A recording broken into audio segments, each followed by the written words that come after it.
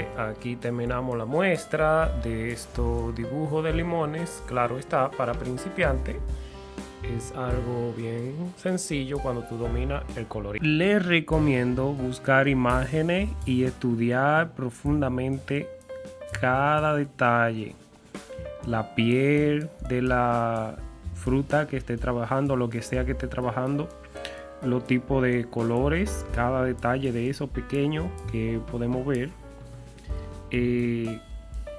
Puede ser que sea algo sencillo, pero en realidad nos ayuda bastante poder estudiar cada una de esas texturas de la fruta.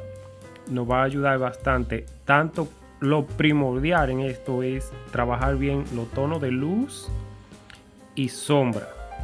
Eso es lo más importante. Simplemente con retocar la sombra y los tonos de luz ya tú puedes crear cualquier objeto, lo que sea. Entonces ya ustedes saben, les recomiendo siempre tener eso. Se ve diferente, claro está, por el color de la hoja y la luz que hay, pero es un dibujo para principiantes.